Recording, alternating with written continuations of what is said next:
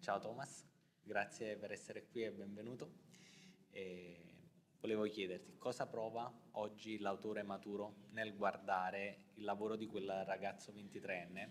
Senti che quell'incredibile debutto sia stato un passaporto magico per la tua carriera oppure una zavorra? So the question is, how do you feel now that you are an affiliated illustrator when you think about what you did previously when you were just 23 years old, and was what happened to you something that waited on you, or was something that lightened up your career afterwards? Yes, so it's an amazing thing really how that book that I illustrated has become so famous, because I didn't know when I was doing that it was going to be so famous. And it's been a good thing, but it's also been a difficult thing for me. It's been a mix. So in some ways it's opened doors for me, but in some ways it's opened the wrong door, and sometimes caused confusion with the rest of my career, because Harry Potter is so big that you can't have a connection to Harry Potter, and it's small, it has to be big all the time. So it's been a challenge to negotiate it, but it was 30 years ago. So 30 years is a long time, and I've got used to it. Yeah. So it has been both, basically. Yes. Yeah. Ok. C'è qualcosa che la scrittura riesce a raccontare che invece il disegno non deve tacere o viceversa? E c'è un dettaglio geografico, un oggetto, un luogo nella tua saga che è nato prima come disegno e che poi ha finito per dettare le regole di tutta la storia scritta? So there is something in your writing, because now you are also a novelist, that conveys content that drawing can't, or vice versa. Is there something that you can convey better with drawing and not with? And there is a specific geographical detail or object or place in your saga that was born first as a drawing and then developed in a narrative form. Yeah, so I think that I think my imagination is visual first and foremost. So I see pictures in my head, and I think of my story ideas like scenes from a movie. So when I write, I am trying to use words to paint that picture in the imagination of the reader. But when I'm drawing, I'm doing the same thing, but I'm doing it more directly. So it's a different process. With drawing, you're telling the reader what to imagine. With writing, you're prompting the reader to imagine something. So it's a slightly different process. But the town of Erie-on-Sea, or Marina in Festa, as it's called in Italian, is as you can see here, that's based on where I live in England, but it's embellished and changed with imagination to be something more of a story scene. Yeah. But it's two different disciplines, but it's like two sides of the same coin. So in a way, it's the same thing, but two different ways into the same thing. You see what I mean?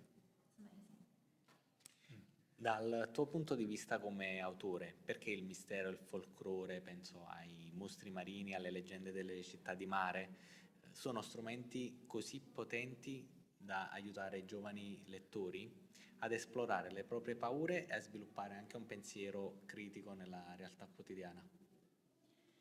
So, from your perspective as an author, why are mystery and folklore, such as sea monsters and seaside town legends, such powerful tools for helping young readers explore their fears, develop their critical thinking in their daily lives still today, that they spend something like 25 or 50% of their life actually looking at the cell phone, for example? Yes, I think when you create fiction, you have an opportunity to change the world and make the world something other than it really is. So you can create a sea monster and write about it as if it's real. And so the real world is complex and difficult, but you can explain the real world back to maybe a young reader by stretching the rules of the universe, which you can do in fiction. It's like a kind of magic. Yeah. Your imagination is like magic, and By doing that, you give them a broader perspective or a deeper perspective than they might have in the real world, and you give them a chance to experience dangerous things, but in the safety of the book, and just give them experiences that they wouldn't normally have. And it's a great opportunity to use your imagination to bend the rules of the universe.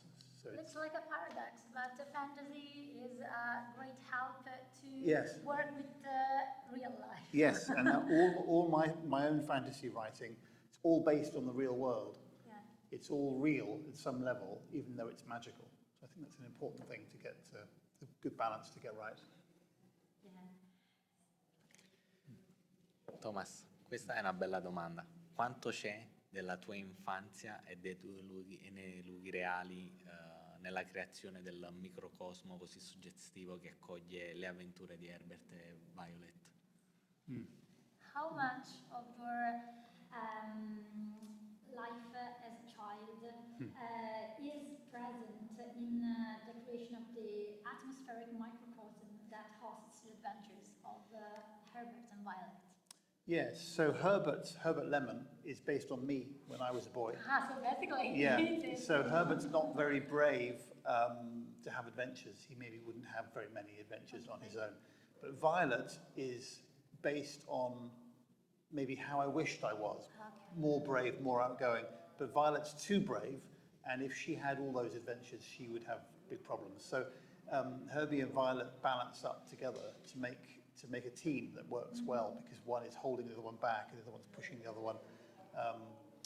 So my own childhood has played a big role in these stories, that's for sure.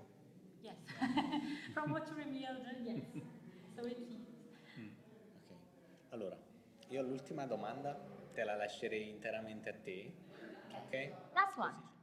In your books, objects play a fundamental role in world building. I think about Melamander itself or the lost artifacts. So if you could materialize one magical object from your stories and pack it into the suitcase of every young reader today as a sort of secret ingredient to ensure they never lose their sense of wonder, what would it be?